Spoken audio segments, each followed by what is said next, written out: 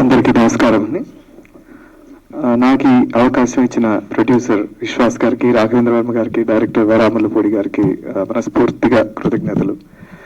ఒక 30-minute film అయినా కూడా ఆల్మోస్ట్ 15 days పైన బ్యాక్గ్రౌండ్ స్కోర్ చేసాం. అలాగే 24-28 ఆల్మోస్ట్ 28 లైవ్ ఇన్స్ట్రుమెంట్స్ కూడా వాడాము. సో ఇంత ఆల్మోస్ట్ రీ రికార్డింగ్ త్రూఅవుట్ గా ఉండి మానిటర్ చేసి వారి ఇన్పుట్స్ ఇచ్చి ఈ స్థాయికి రావడానికి కారణమైన వరా గారికి మనస్ఫూర్తిగా కృతజ్ఞతలు తెలుపుకుంటున్నాను. It's a fantastic film. మీరందరూ చూసి ఆనందిస్తారని మనస్ఫూర్తిగా కోరుకుంటున్నాను. అలాగే నాతో పనిచేసిన టెక్నీషియన్స్ అందరికీ, ప్రోగ్రామర్ రామ్మోహన్ గారికి, మ్యూజిషియన్స్ కి, సింగర్ వరం కి అందరికీ, లిరిక్స్ రాసిన అజర్ గారికి మనస్ఫూర్తిగా కృతజ్ఞతలు. Thank you very much. అందరికీ నమస్కారం. వేదిక మీద ఉన్న పెద్దలందరికీ, వచ్చిన మీడియా అందరికీ చాలా థ్యాంక్స్. ఈ 30 నిమిషాల సినిమా అయినా సరే మా వరం గారు చాలా సీరియస్ గా తీసుకుని చాలా బాగా చేశారు. మా వరం గారు ప్రొడక్షన్ దగ్గర కూడా ఎక్కడ ఇంత కూడా కాంప్రమైజ్ అవ్వకుండా ఎంతైనా సరే పెట్టి దానికి ఆయనకి చాలా థ్యాంక్స్. చాలా బాగా ప్రొడక్షన్ వాల్యూ చూపించారు. అలాగే ఈటీవీ యాజమాన్యానికి అందరికీ, మా ఫైట్ మాస్టర్ కూడా ఇక్కడ ఉన్నారు, రండి సార్ కూర్చున్నారు. ఆయన దీంట్లో ఈ 30 నిమిషాల స్టోరీ అయినా సరే దాంట్లో మంచి మంచి ఫైట్లు, మంచి మంచి ఎమోషన్ సీన్స్, సాంగ్స్ కూడా కొన్ని సాంగ్స్ ఉంటాయి. చాలా చాలా బాగా వచ్చినాయి సాంగ్స్ కూడా. అలాగే ఇది యాజమాన్యాన్ని అందరికీ కూడా ప్రత్యేక థ్యాంక్స్. మమ్మల్ని ఇంతలా ప్రోత్సహించినందుకు థ్యాంక్ యూ సో మచ్. నమస్తే అండి. మంచి టీం దొరికింది, మంచి అవుట్పుట్ వచ్చింది. 25th రిలీజ్ అవుతుంది, చూసి ఆదరించండి. ఇంకా మరిన్ని వస్తాయి మా దగ్గర నుంచి. అండ్ విశ్వాస్ గారు నా పార్ట్నర్ ఈరోజు రాలేకపోతున్నారు, కొంచెం వర్క్ ఉండి యూఎస్లో ఉండిపోయారు. ఆయనతో మీ మీడియా అందరికీ సారీ చెప్పమన్నారు. అండ్ ఈ కథ స్టార్ట్ అవ్వడానికి main reason Surabhi madam and Prabhakar sir. మీరు ఆ రోజు ఒప్పుకొని మా మీద నమ్మకం పెట్టి ఇవ్వకపోతే ఇది వచ్చేది కాదండి. I'm very thankful to you. And ETV win కి మాకు ఈ అవకాశం ఇచ్చినందుకు ఎప్పటికీ కృతజ్ఞపడి ఉంటా. అండ్ మరిన్ని ఇంకా మంచి రావాలని మా దగ్గర నుంచి నేను ఆశిస్తున్నాను. థ్యాంక్ యూ అండి. గొల్ల రామవ్వ 1949 ఆగస్టు 15వ తేదీ కాకతీయ పత్రికలో ముద్రించిన పడినటువంటి ఈ కథ తెలుగు సాహిత్యంలో అత్యద్భుతమైనటువంటి ప్రతిభావంతమైన కథగా ఇది వినితికెక్కింది. నాకు తెలిసి నేను 100 ఏళ్ల కథను అధ్యయనం చేసినప్పుడు ఒక సతీష్ చంద్ర గారి డాగ్ ఫాదర్, అలాగే కాశీపట్ల వేణుగోపాల్ గారి రాళ్ళెత్తిన కూలి, అలాగే రమాదేవి శాస్త్రి గారి రహదారి, దాట్ల నారాయణమూర్తిరాజు గారి ఊగరా ఊగరా ఉడికొయ్యనందుకుని ఊగరా లాంటి అత్యద్భుతమైనటువంటి కథా సాహిత్యాన్ని తెలుగు సాహిత్య ప్రముఖులు అందించారు. అందులో అగ్రేసర వరుసలో ఉండేటువంటి కథ గొల్ల రామవ్వ. గొల్ల రామవ్వ ప్రత్యేకత ఏంటంటే, ఒక కథను రాయడం అని, ప్రతిభావంతంగా కథను రాయడం అనేది పివి నరసింహరావు గారు ఈ కథ రాయడం అంటే ఆ నేపథ్యాన్ని ఎవరు రాసినా కూడా బాగొస్తుంది. కానీ పివి నరసింహరావు గారు రాయడం వల్ల ఎందుకు బాగొచ్చిందంటే, ఆయన బహుభాషా కోవిదుడు. ఈ కథను మనం తీసుకుంటే అప్పటి నేపథ్యాన్ని అద్భుతంగా ఆవిష్కరించడంలో తనకు తెలిసినటువంటి భాషలు, ఫాస్ట్ తెలుగు, అద్భుతమైనటువంటి సంస్కృత ఎక్స్ప్రెషన్, సంస్కృత భాషలోని ఎక్స్ప్రెషన్స్ ఉంటాయి. అలాగే ఉర్దూ పరమైనటువంటి ఉర్దూ ఎక్స్ప్రెషన్స్ ఉంటాయి. అలాగే తెలంగాణ నుడికారానికి సంబంధించినటువంటి భాష అద్భుతంగా అభివ్యక్తం అవుతుంది.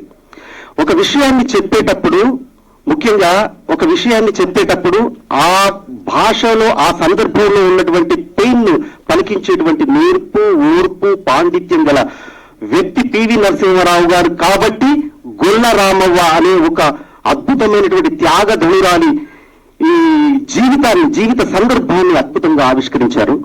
ఈ కథను నేను 10వ తరగతి చదువుతున్నప్పుడు ఈ కథను నేను చదివాను. ఇప్పటికీ అందులోని డైలాగ్స్ కానీ, పదాలు కానీ, అందులోని ఎక్స్ప్రెషన్స్ కానీ, అందులో ఉన్నటువంటి పెయిన్ కానీ అద్భుతంగా అనిపించేది. నాకు అనిపించేది చిన్నప్పటి నుంచి, అసలు ఇంత గొప్ప గొప్ప కథా సాహిత్యాన్ని సినిమాగా తీస్తున్నప్పుడు మరి ఈ కథను ఎందుకు సినిమాగా తీయడం లేదు? నాటకాలుగా అక్కడక్కడ చేశారు కానీ సినిమాగా ఎందుకు తీయడం లేదని నాకు పదే అనిపించేది. కానీ వేదిక మీద ఉన్నటువంటి వరాముల్లపూడి గారు, ఆయన మౌనమునే రాఘవేంద్ర గారిని అంటారు కానీ జూనియర్ మౌనమునే ఆయన మాట్లాడరు. కానీ ఆయన చేసేటువంటి ఊహలు, ఆయన చేసిన సినిమా మీద ఉన్నటువంటి మమకారం, సినిమా మీద ఉన్నటువంటి ప్రేమ, ఈ గొల్లరామవ్వ కథ తీయాలనేటువంటి సంకల్పం, ఒక ప్రసిద్ధమైనటువంటి కథను, తెలుగు సాహిత్యంలో ప్రసిద్ధమైనటువంటి కథను, అగ్రేసర కథగా చెప్పబడుతున్నటువంటి కథను తీయాలనుకునేటువంటి ఆ ఫస్ట్ ఆ ధైర్యానికి మనం ఆయనకు నమస్కారాలు చేయాలి. ధైర్యానికి అసలు ఆ కథను ముట్టుకోలేరు, ఎవరు ముట్టుకోలేరు.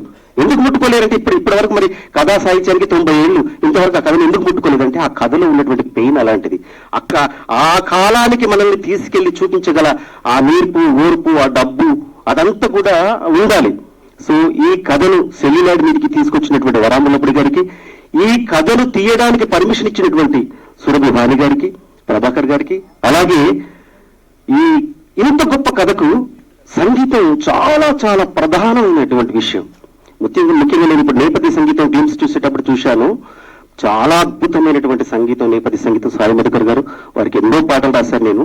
అలాగే వేదిక మీద చాలా మంది లబ్ధ ప్రతిష్ఠులైనటువంటి వ్యక్తున్నారు. రజాకార్ సినిమా చేసి జాతీయ స్థాయిలో గుర్తింపు తెచ్చుకున్నటువంటి మా యాటా గారు, అలాగే కాసం శ్యామన్న తెలుగు సినిమా పాటకు 5వ కిరీటాన్ని తెచ్చి తెలుగు సినిమా కళామతల్లికి తన నెత్తిన పెట్టినటువంటి గొప్ప గీత రచయిత, మనకు ఉన్నటువంటి గొప్ప గీత రచయిత ఆయన ఉన్నందుకు, ఈ వేదిక మీద ఉన్నందుకు చాలా సంతోషపడుతున్నాను. అలాగే ఇందులో ప్రధానమైనటువంటి క్యారెక్టర్ చేసినటువంటి రాజేశ్వరి గారు ఎంత బాగా ఆప్తారంటే, నాకు గొల్లరామవ్వ మనకి ఎట్లుంటుందో తెలియదు, కానీ ఆ రూపం చూసినప్పుడు గొల్లరామవ్వ ఏమైనా అన్నంత గొప్ప ఆ బాడీ లాంగ్వేజ్, ఆ బిహేవియర్ అద్భుతంగా తీసుకొచ్చారు. కాస్ట్యూమ్స్ డిజైనర్ కూడా. అలాగే చాలా మంది అద్భుతమైనటువంటి నటీనటులు ఇందులో పనిచేశారు. వాళ్ళందరూ కూడా నా అభినందన తెలియజేస్తున్నాను. ఆ పెయిన్ ని నేను ఒకసారి చెప్తాను. గొల్లరామవ్వ కథలోని పెయిన్ ఎట్లుంటుందంటే, జీవితమే అణువణువు యుద్ధరంగమైనప్పుడు జీవించడానికి తప్పదు పోరాటం. జీవితమే అణువణువు యుద్ధరంగమైనప్పుడు జీవించడానికి తప్పదు పోరాటం. ఆ పోరాటానికి ప్రాణమిస్తాను, మరణాన్ని ఓడించి నేను గెలుస్తాను.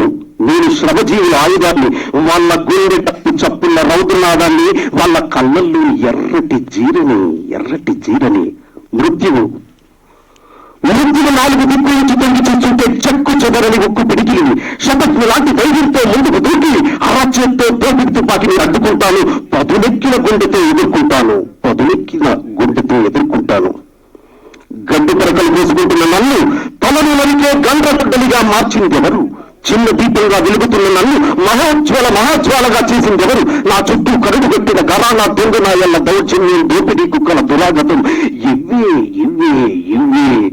నన్ను రక్త సూర్యులు చేశాయి. ఇది గొల్లరామవ్వ ఆత్మ పలికినటువంటి సంభాషణ. అద్భుతం. రాఘవేంద్రవర్మ గారు, ఈ జీవితం చరితార్థం. వరమల్లిపుడి గారు, చరితార్థం. కొన్ని ముట్టుకుంటే చరితార్థులవుతారు. రజాకార్ సినిమా తీసి ఇక్కడ చరితార్థుడైనటువంటి యాట సత్యనారాయణ గారు, ఇంత గొప్ప సినిమాకు పనిచేసినటువంటి మీకు కూడా చాలా ఎన్నో, మీరు బాగా 18 సంవత్సరాల నుంచి సినిమాలు చేయడం మొదలుపెట్టారు, సంగీతం అందించారు, ఎన్నో సినిమాలు చేశారు. ఇంత అద్భుతం. ఇంకా 18 లాగానే ఉన్నారు. సో ఇంత మంచి సినిమాకు, ఈ సినిమా గురించి మాట్లాడేటువంటి అవకాశం నాకు ఇచ్చినందుకు ఈ టీం యావత్తుకు నేను మనసా వాచా కర్మణ ధన్యవాదాలు తెలియజేసుకుంటున్నాను. అజహర్ షేక్ అద్భుతమైనటువంటి సాహిత్యాన్ని అందించినట్టు నాకు సాయి మధుకర్ చెప్పాడు. ఆయనకు హృదయపూర్వక తమ్ముడు, నువ్వు చాలా ప్రతిభావంతుడివి, నిజంగా గ్రేట్, అభినందనలు. మీకు మంచి పాటలు రాశారు మీరు. నాకు మధుకర్ ప్రత్యేకంగా ఫోన్ చేసి చెప్పారు మీరు. I wish all the very best. నమస్కారం. మీ మౌనశ్రీ మల్లిక్. పెద్దలందరికీ నమస్కారం. నేను ఇక్కడ అతిథిగా రాలేదు, యాక్చువల్లీ కుటుంబ సభ్యుడిగా వచ్చాను. మా బుజ్జి ఎందుకంటే మేము కుటుంబ సభ్యులం కాబట్టి మేము అలానే పిలుచుకుంటాం. నాకు అసలు నీ పేరు రావట్లేదు. మా వర్మ గారు అబ్బాయి, నాకు గాడ్ ఫాదర్.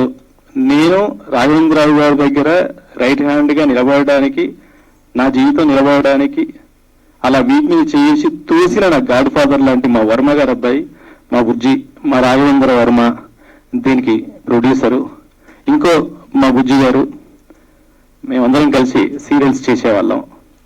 వరా గారు. కాబట్టి మా ఫ్యామిలీ ఫంక్షన్ లో భాగంగా మీతో పాటు వచ్చి కూర్చుందామని వచ్చే టక్కున ముందుకు లాగారు. Thank you.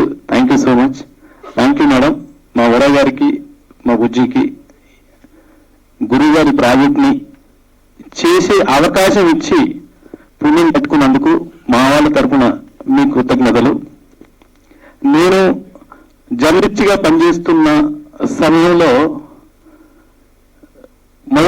ఆ తప్పుటడుగులు ఇస్తున్న సమయంలోనే మాకు అప్పుడు బుక్ రీడింగ్ అనేది కంపల్సరీ పెట్టేవాళ్ళు. కంపల్సరీ 15 రోజులకు ఒకసారి ఒక బుక్ మీద రీసెర్చ్ చేసి చదివి ఆ బుక్ మీద క్లాసులు ఉంటే దాని మీద డిస్కషన్ జరిగేది.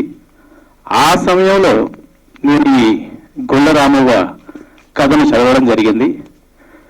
మామూలుగా అప్పటి వరకు నాకు తెలిసి తెలియని సినిమా పిచ్చితో ఉన్న వయసులో కథ అంటే ఒక హీరో, ఒక హీరోయిన్, ఒక ఫైటు, ఒక పాట, ఒక రొమాంటిక్ సీను, ఒక క్లైమాక్స్ ఇలా వెళ్తున్న సమయంలో చదివిన ఆ కథ ఒక సంఘర్షణ, ఒక మానసిక సంఘర్షణ. కేవలం అంటే ఎక్కువ చెప్తే కథ వీలేదేమో, కేవలం ఒక గుడిసెలో గొల్ల రామవ్వ మానసిక సంఘర్షణ.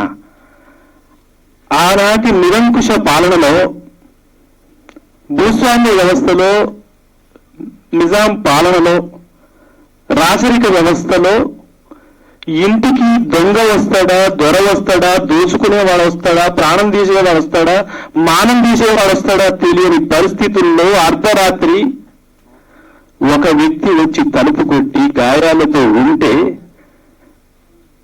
వాడు ఇంటి వాడిని చంపించాడా, మిమ్మల్ని చంపడానికి వచ్చాడా?